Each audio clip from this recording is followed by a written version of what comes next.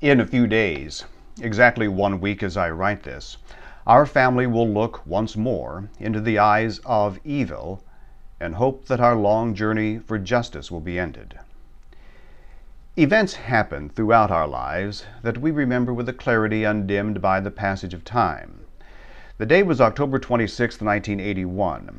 I was home for my dinner break when my mother-in-law called to deliver the awful news that my wife's sister was dead, murdered in her Greencastle, Indiana home. When I saw President Bush's face as Andy Card told him about the 9/11 attacks, I realized I had a similar look as I listened to the details from my mother-in-law while trying to present a calm persona to my wife, who was 4 months pregnant with our first child. There is a terrible cry one might hear from a mortally injured animal somewhere in the darkness. In the case of my wife, it was a mournful sound that welled up from her soul where that wound will never heal. Martha had breakfast with a friend that morning. After lunch, she signed up to be a substitute teacher in the public schools. She then worked out with another friend before heading home for the last time. Her husband Jim came home after his work and discovered the gruesome scene. As described by the Indiana Supreme Court and quoted by the U.S. District Court for the Northern District of Indiana, Martha had been raped, anally sodomized, stabbed in the right rear shoulder and struck on the head with a table lamp. Ligature marks on her neck indicated she had been strangled, and burn marks on her ankles showed the perpetrator had attempted to electrocute her as well. The cause of death was determined to be the knife wound in her upper back, which penetrated her lung and severed her pulmonary artery. The police, early the next morning, arrested William Minnick, an 18-year-old with a criminal record for minor offenses, whom Martha and Jim hired to do handyman work at their house. He used his taped confession as the basis to appeal his death sentence for the murder, rape, and robbery. In September 1985, the second jury also found him guilty of those crimes but recommended life without parole, largely because jurors did not know about his confession. The judge knew about it and other details of the crime, and she said Martha's mutilation and defilement after death were the kinds of mitigating circumstances the Indiana legislature envisioned when passing the state's capital punishment laws. Following that second conviction and second death sentence, Minnick unleashed a flood of appeals, letters, threats, and international pleas for help in fighting what he perceives to be a corrupt judiciary system, a belief supported by many well-meaning individuals and groups who seem to think all convicted murderers are innocent, even those who confessed to their crimes. Well, since then, Indiana abolished the death penalty, and the federal courts said a judge cannot impose death when a jury recommends life. Minnick's habeas corpus appeal to the federal courts resulted in a ruling that Indiana resentence him to life without parole.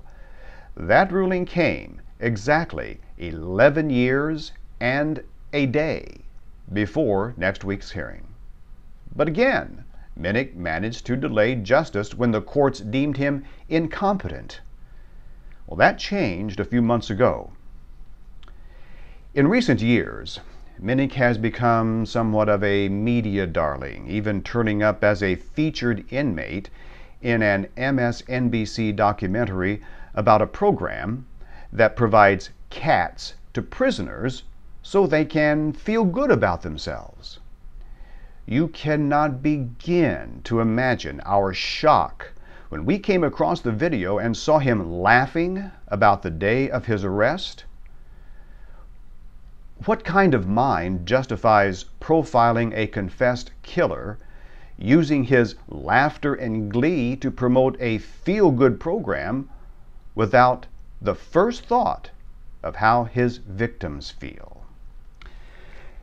And that's what we are, victims. Assuming Minnick ever gets to court, he could, unbelievably, get sentenced only on the murder conviction, thereby making him eligible for immediate parole for time served. His victims, however, received no court-ordered reduction of their life sentence.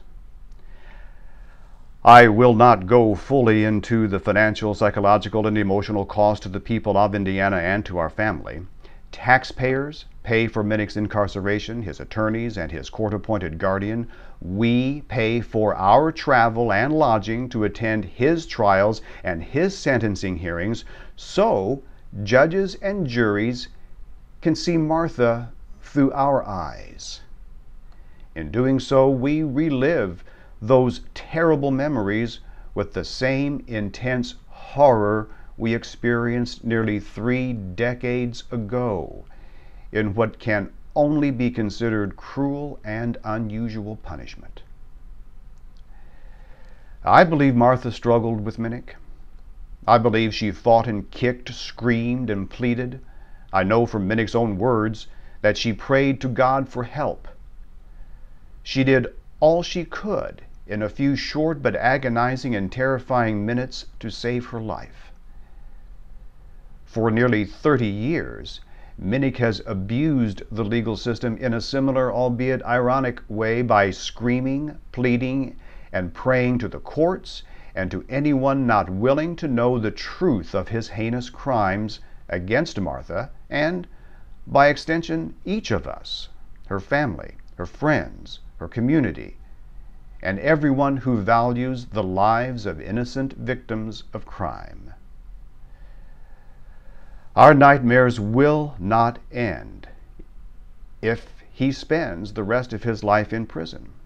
But at least we will not have to look into the eyes of this evil ever again. I'm John David Powell.